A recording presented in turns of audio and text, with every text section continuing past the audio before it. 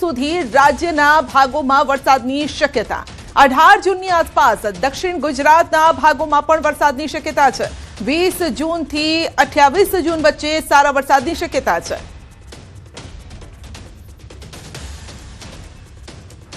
18-19 જૂન સુધીમાં દક્ષિણ ગુજરાતના ભાગોમાં વરસાદ આવવાની શક્યતા રહેશે, પરંતુ તે પૂર્વે મૃગશીર્ષ નક્ષત્રનો વરસાદ આવવાની શક્યતા રહેશે। લગભગ મૃગશીર્ષ નક્ષત્રનો વરસાદ 16 કે 17 જૂન સુધીમાં આવવાની શક્યતા રહેશે। 8મી જૂને દરિયામાં પવનો બદલાશે અને દરિયામાં ઊંચા મોજા ઉછળશે। ધીરે ધીરે દરિયામાં કરંટ આવતો જશે અને તારીખ 16 જૂન સુધીમાં મૃગશીર્ષ નક્ષત્રનો વરસાદ રાજ્યના કેટલાક ભાગમાં થવાની શક્યતા રહેશે, પરંતુ લગભગ સારો વરસાદ તો તારીખ 20મી જૂનથી 28 જૂન વચ્ચે અને દેશના ઘણા ખરા ભાગોમાં 7 જુલાઈ સુધી વરસાદ પડતો રહેશે। તો રાજ્યમાં 10 જૂન સુધી રહેશે ગરમીનો પ્રકોપ। મહીસાગરના ભાગોમાં 43 ડિગ્રી તાપમાન રહેવાની શક્યતા છે। વડોદરામાં 43 ડિગ્રી તાપમાન રહેવાની શક્યતા। ઉત્તર ગુજરાતના ભાગોમાં પણ 42 ડિગ્રી તાપમાનની શક્યતા છે। દક્ષિણ ગુજરાતમાં 34 ડિગ્રી તાપમાનની શક્યતા। અસહ્ય બફારો વધવાની શક્યતા છે।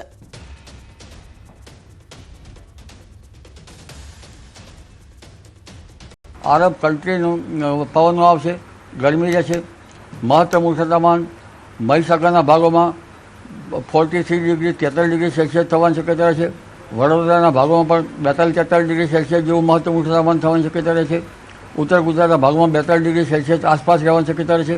જામનગરના ભાગમાં 36 ડિગ્રી સેલ્સિયસ આસપાસ મહત્તમ ઉષ્ણતામાન થવાની શક્યતા રહેશે અને દક્ષિણ ગુજરાતના ભાગોમાં 34 ડિગ્રી સેલ્સિયસ આસપાસ મહત્તમ ઉષ્ણતામાન થવાની શક્યતા રહેશે।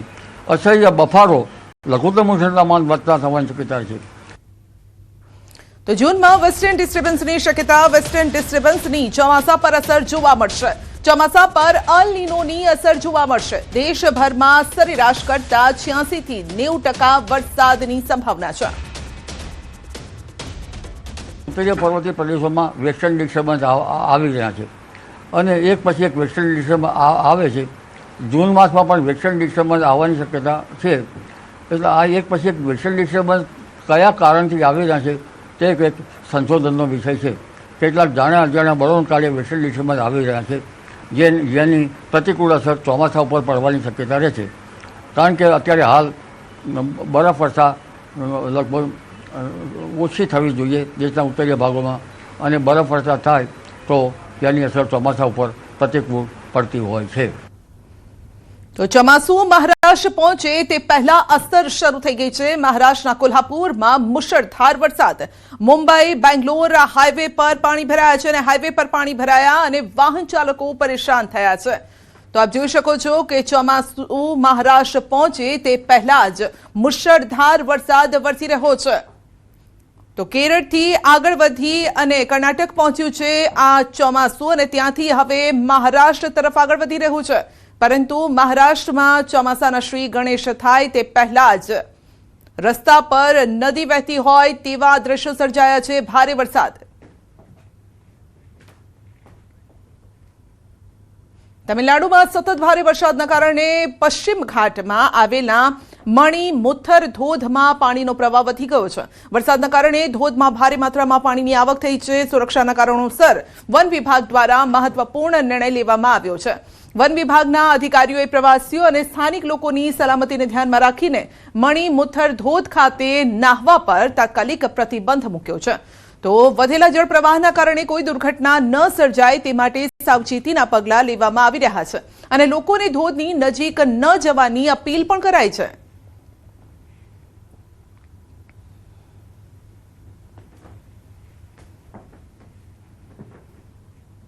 દાહોદ જિલ્લાના વાતાવરણમાં અચાનક પલટો આવ્યો છે। જિલ્લામાં વહેલી સવારથી જ વાદળછાયું વાતાવરણ સર્જાયું છે। આકાશમાં ઘેરા વાદળો છવાયા છે અને વરસાદી માહોલ જામ્યો છે। અનેક વિસ્તારમાં પવન સાથે વરસાદ શરૂ થયો છે। સ્થાનિકો કાળઝાળ ગરમીથી આંશિક રાહત મેળવી રહ્યા છે।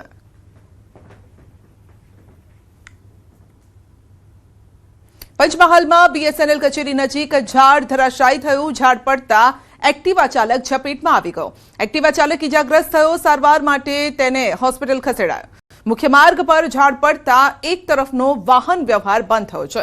સ્થાનિક તંત્ર દ્વારા ઝાડ હટાવવાની કામગીરી પણ શરૂ કરવામાં આવી છે। તો રસ્તા વચ્ચે જ ઝાડ ધરાશાયી થયું હતું અને એક્ટિવા ચાલક તેની ઝપેટમાં આવી ગયો હતો। તેને ઈજા પહોંચી હોસ્પિટલ ખસેડાયો।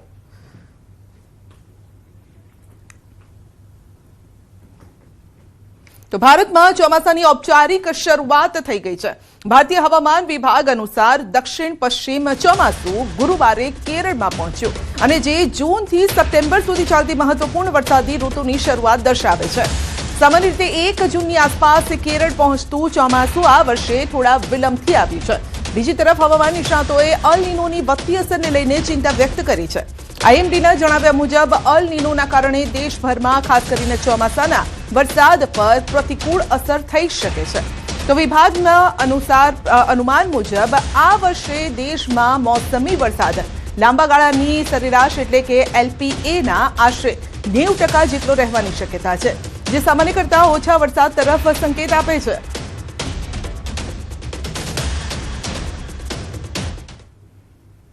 પાટણ પાલિકાની ઘોર બેદરકારીનો મામલો છે અને ન્યૂઝ 18ના અહેવાલ બાદ તંત્ર સફાળું જાગ્યું। પાલિકાની ટીમે રોડ ખુલ્લો કરી નાખ્યો। રોડ પર લાગેલા ફેન્સિંગ તાર તોડી નાખ્યા। પાલિકાએ થાંભલા અને ફેન્સિંગ તારને ઉખાડી ફેંક્યા। સ્થાનિકોની અવરજવર માટે રસ્તો પણ ખુલ્લો કરાયો। ગઈકાલે ન્યૂઝ 18 ગુજરાતી અહેવાલ પ્રસારિત કર્યો હતો। મહત્વનું છે કે વોર્ડ નંબર 10ના વેંચ્યુખાડ વિસ્તારમાં પાલિકા દ્વારા ખાનગી માલિકીની જગ્યા પર રોડ બનાવ્યો હોવાનો દાવો કરાયો। જમીનના માલિકને ધ્યાને આવતા રોડ પર ફેન્સિંગ તાર બાંધીને તેણે રસ્તો બંધ કર્યો હતો અને જે બાદ અહીંથી પસાર થતા લોકોને હાલાકી ભોગવવાનો વારો આવ્યો।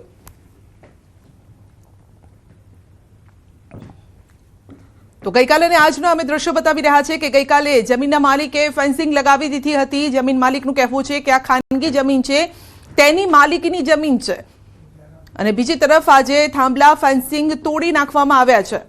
ન્યૂઝ 18 ગુજરાતીના અહેવાલની અહીં આપ જોઈ શકો છો કઈ રીતે અસર પણ અહીં રીતે જોવા મળી રહી છે। સવાલ એ છે કે જમીન કોની માલિકીની? વધુ અપડેટ મેળવીશું સંવાદદાતા યશવંત પાસેથી। જી યશવંત, આખરે નક્કી થયું કે માલિકી કોની છે?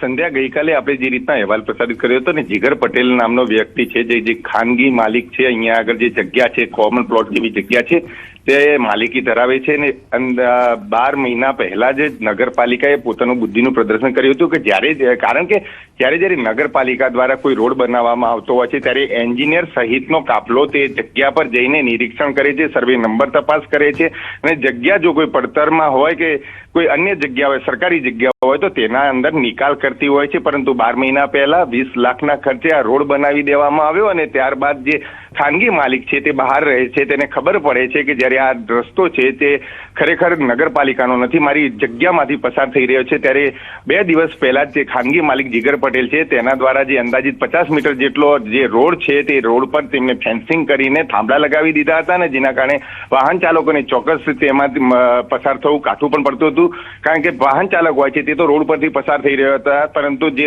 રોડ છે તે નગરપાલિકાની ઘોર બેદરકારી અને બુદ્ધિના પ્રદર્શનના કારણે તે રસ્તો છે તે ખાનગી માલિકના જગ્યા પરથી જઈ રહ્યો હતો। આ બાબતનો જ્યારે અહેવાલ ન્યૂઝ 18 ગુજરાતી દ્વારા ગઈકાલે આપવામાં આવ્યો ત્યારે સ્વાભાવિક રીતે હવે નગરપાલિકાને થૂંકેલું ચાટવાનો વાર આવ્યો છે। ફરીથી એકવાર તેને વટમાં જઈને જે રીતના ફેન્સિંગ છે તે નીકાળી દીધી છે, થાંભલા છે તે હટાવી દીધા છે, પરંતુ આ બાબતને લઈને ચીફ ઓફિસર સમક્ષ જ્યારે રજૂઆત કરવામાં આવી તો ચીફ ઓફિસર સહિતનો જે પણ એન્જિનિયરનો કાફલો છે, નગરપાલિકાનો જે પગાર લે છે તે અત્યારે કંઈ પણ બોલવા તૈયાર નથી, કારણ કે જે અત્યારે જીગર પટેલ નામના જે ખાનગી માલિક છે તે પણ આ બાબતે કંઈ બોલવા તૈયાર નથી। જે સમગ્ર મામલો છે તે અત્યારે ગૂંચવાયો છે, કારણ કે જે અત્યારે એક બાજુ થાંભલા હટાવી દીધા છે નગરપાલિકા